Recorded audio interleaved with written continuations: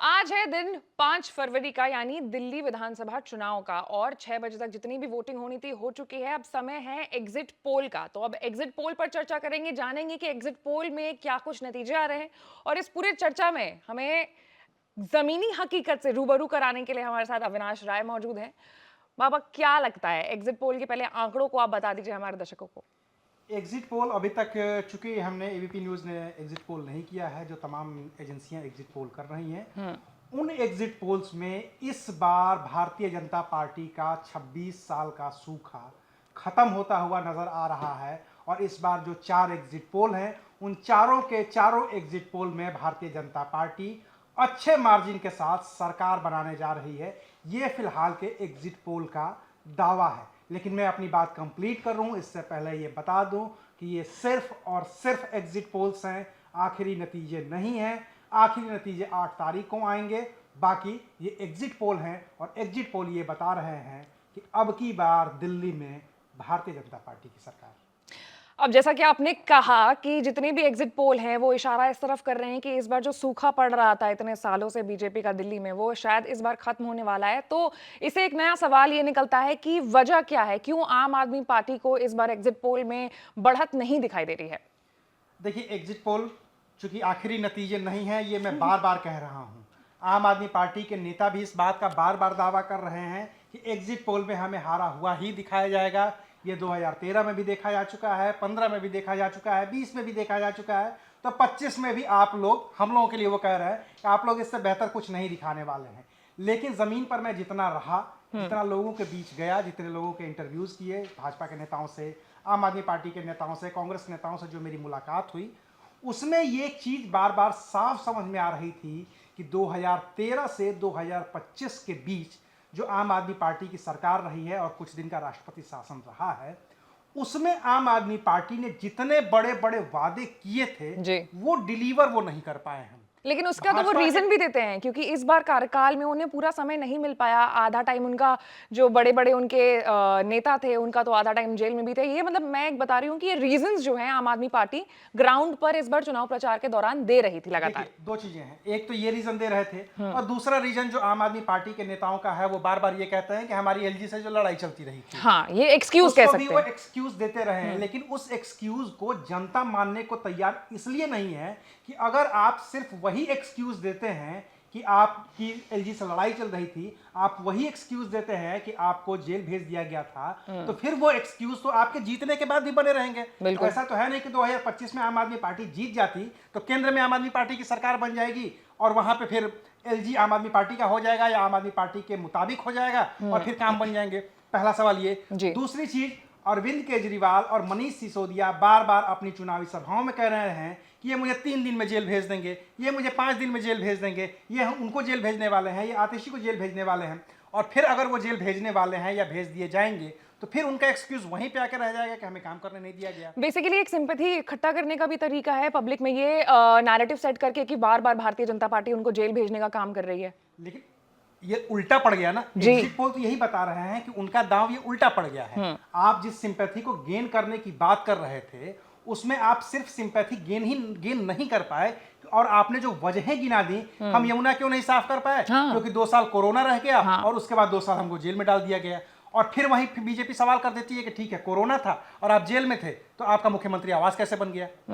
तो ये सवाल तो पूछा ही जाएगा ना। इस सवाल का कंक्रीट जवाब अरविंद केजरीवाल के पास नहीं था कि वो यमुना साफ क्यों नहीं कर पाए। इस सवाल का कंक्रीट जवाब अरविंद केजरीवाल के पास नहीं था कि वो पीने का पानी मुहैया क्यों नहीं करवा पाए। इस सवाल का कंक्रीट जवाब उनके पास नहीं था कि वो कूड़े का पहाड़ क्यों नहीं हटा पाए। एमसीडी में जीते, कहा 100 दिन के अंदर कूड़ा साफ करेंगे, कितने दिन हो गए, आज तक उस पर कोई काम नहीं हुआ। तो ये सवाल तो बीजेपी उठाएगी उठाएगी। आप एक्सक्यूज देते रहेंगे कि एलजी हमारा नहीं है, तो एलजी तो आपका 2025 में भी नहीं होगा। इस बात को अब जनता भी समझ रही है कि आपके एक्सक्यूजेस लेजिटिमेटेड हो सकते हैं, हाँ। हो सकता है कि ये लेजिटिमेटेड आपके एक्सक्यूज हो, लेकिन यही एक्सक्यूज अगर बने रहेंगे तो 2025 में भी बने रहेंगे। कोई स्थितियां अलग होने वाली नहीं है।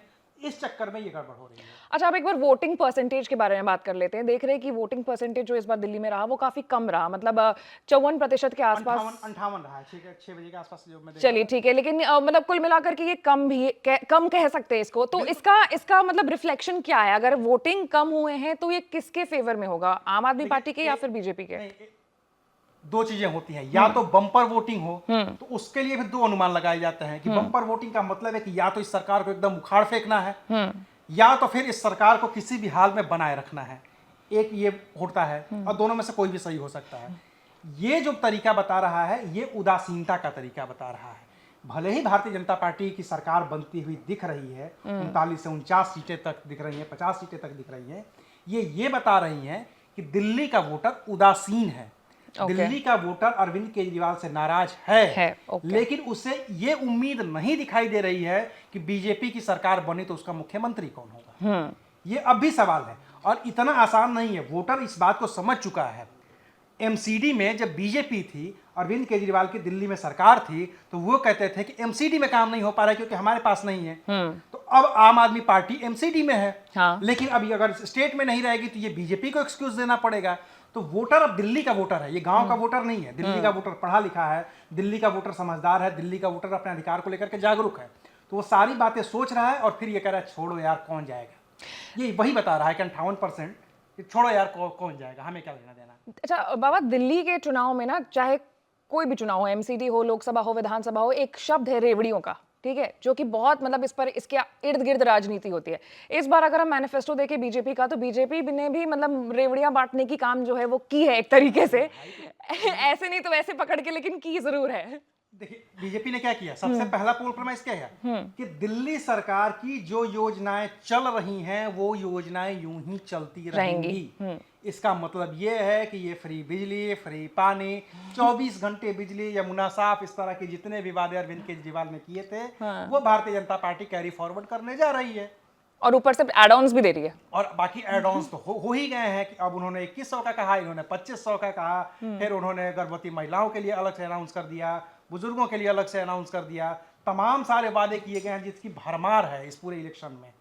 रेवड़ी रेवड़ी रेवड़ी रेवड़ी आप कहते रहे, लेकिन आपने देख लिया कि 2013 से 2020 तक के जो 3 चुनाव हुए उनमें जिन आधार पर आपको जीत मिली वो आधार आपको रखना ही पड़ेगा। आपकी लाडली बहना योजना ने मध्य प्रदेश में कमाल किया, आपकी लाडली बहना योजना ने महाराष्ट्र में कमाल किया, आपकी लाडली बहना योजना और इस तरह की योजनाओं ने हरियाणा में कमाल किया। तो उसको यहाँ पे रेप्लिकेट करने की कोशिश की गई है, और यही अभी हमें एग्जिट पोल में दिख भी रहा है। अब है ना, थोड़ा सा जमीनी स्तर पर बात करेंगे क्योंकि आपने लगातार ग्राउंड से भी कवरेज जो है वो की है। हम हॉट सीट की बात करेंगे। एक हॉट सीट जो है पर्पलगंज भी रहा है हमारा इस बार, क्योंकि इस बार नए नए जो दावेदार हैं आम आदमी पार्टी से, ओझा सर, वो मैदान में उतरे थे। क्या लगा उस सीट में जाकर के लोगों से बात करने के लिए, जब आपने बात की तो क्या था वहां पे लोगों का रिस्पॉन्स? देखिए दो चीजें हुई। अवध ओझा का जब मैं इंटरव्यू करने गया तो जहाँ पे उनके घर के पास इंटरव्यू हो रहा था, जहाँ उनका नया वाला घर है, और अवध ओझा इस बात को लेके मुतमईन थे कि जब कहा गया कि आप बाहरी हैं तो वो कहते थे कि नहीं नहीं, ये देखो ना तिवारी गली और ये सारी चीजें हमारे रिश्तेदार लोग, ये उन्होंने कहा, ऑन रिकॉर्ड कहा, हमारे इंटरव्यू में वो बातें हैं। तो सिर्फ एक जाति के आधार पर या एक कम्युनिटी के आधार पर, एक अपने रिश्तेदारों के आधार पर विधानसभा के चुनाव तो नहीं जीते जाते। उन्होंने और कितना किया है ये अभी क्लियर नहीं है, लेकिन इतना तो क्लियर है कि मनीष सिसोदिया का वो सीट छोड़ना एक नेगेटिव इंपैक्ट तो क्रिएट कर ही रहा है। इनफैक्ट मैं भी गई थी तो भी ये मैसेज था। सबसे जो पॉजिटिव चीज है वो है रविंद्र नेगी, भारतीय जनता पार्टी के। रविंद्र नेगी वहां पे पार्षद रहे हैं। आप आज भी अगर जाएंगी उस पटपड़गंज विधानसभा सीट में, विनोद नगर में और इधर उधर, तो आपको बहुत सारे बैनर पोस्टर दिखेंगे कि ये शिलालेख उन्होंने नवीन नेगी ने लगवाया, ये गेट उन्होंने बनवाया, ये चापाकल उन्होंने दे दिया, ये सड़क उन्होंने दे दी। तो बतौर पार्षद जितना काम उन्होंने किया वो काम उन्होंने गिनवाया और उसका ठीक से प्रचार भी किया। अवध ओझा के पास प्रचार करने के लिए अपने लिए कुछ नहीं था। वो गिनाते तो मनीष सिसोदिया के काम गिनाते, आम आदमी पार्टी के काम गिनाते। जैसे ही आप काम गिनाएंगे तो फिर कहेंगे तब तो जंगपुरा, फिर यहाँ क्यों। और ये जो सीट है ना, ये बाबा पिछले बार भी जब चुनाव हुए थे विधानसभा के, तो ये सबसे डिफिकल्ट सीट रही थी क्योंकि एंड तक भी यहाँ पर जो मामला है वो साफ नहीं हो पाया था कि आखिर कौन जीत रहा है। एक एग्जिट पोल अभी आया है माइंड ब्रिक का, उसमें वो कह रहा है कि नहीं आम आदमी पार्टी की सरकार बना रही है 44 से 49 सीटें। हालांकि मैं आपको एक चीज बता दूं, ये एग्जिट पोल से भले ही केजरीवाल खुश हो नाराज हो, बीजेपी खुश हो नाराज हो, कम से कम कांग्रेस के लिए थोड़ी राहत की खबर है कि खाता खुलता हुआ दिख रहा है।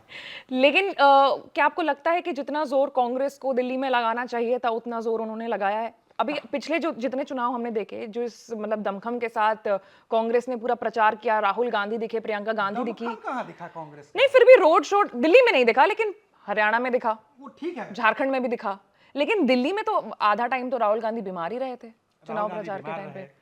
जरूरत पड़ी तो मध्य प्रदेश गए, आज वोटिंग थी, किसी भी तरीके से मैसेज दे सकते थे तो वो बिहार चले गए, बाहर भी चले गए। पहले ही मैदान छोड़ दिया क्या इन्होंने? कांग्रेस ने मैदान छोड़ दिया। पवन खेड़ा से जब एक इंटरव्यू में सवाल हुआ, जो प्रवक्ता है, कि राहुल गांधी इतनी देर से क्यों आए, तो उन्होंने कहा कि हम तैयारी कर रहे थे। तो भाई 5 साल से आपका खाता नहीं खुला है, आपके कार्यकर्ता जमीन पे नहीं है, आप 5 साल तैयारी नहीं कर पाए।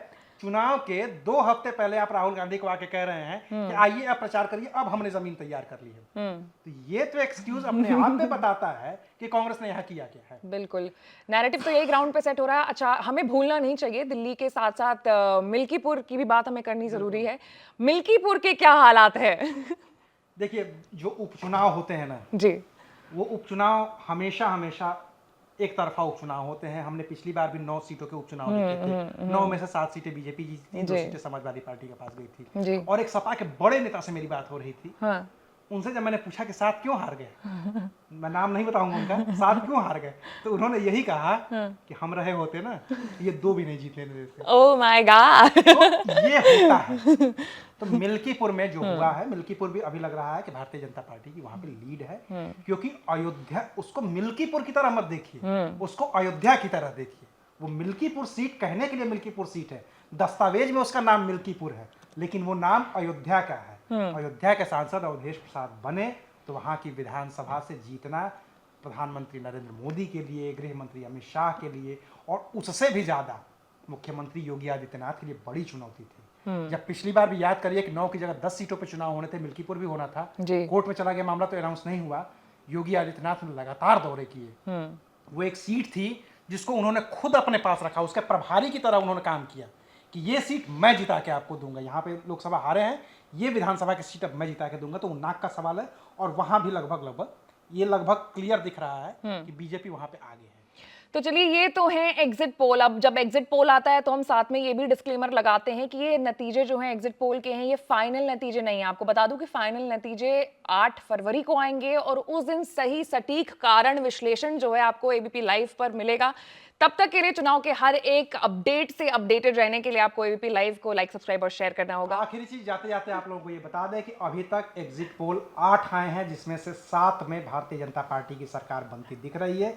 सिर्फ एक एग्जिट पोल है जो आम आदमी पार्टी को बढ़त दिखा रहा है। हाँ, बाकी कांग्रेस के लिए भी खुशी है, और इससे ज्यादा खुश आज अगर कोई सबसे ज्यादा खुश होगा तो वो होंगे असदुद्दीन ओवैसी, क्योंकि उनका भी खाता खुलता हुआ दिख रहा है।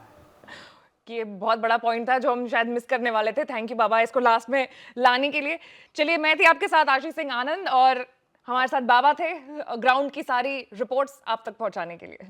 बाकी इलेक्शन के नतीजे आएंगे 8 फरवरी को, उससे पहले किसी भी अंतिम नतीजे पर मत पहुंचिएगा, और 8 फरवरी की सुबह 6 बजे से हमारे साथ बने रहिएगा। बिल्कुल, जो भी पल पल की अपडेट्स होंगी, हम 8 फरवरी को सुबह 6 बजे से आपके साथ लगातार बने रहेंगे, लगातार बताते रहेंगे कि क्या हुआ है। अभी 8 एग्जिट पोल आए हैं, हो सकता है कि कुछ और आए, हो सकता है कि रात तक कोई और बड़ा अपडेट आए, तो हम उसको भी लेकर के आपके सामने हाजिर होंगे। शुक्रिया, नमस्कार।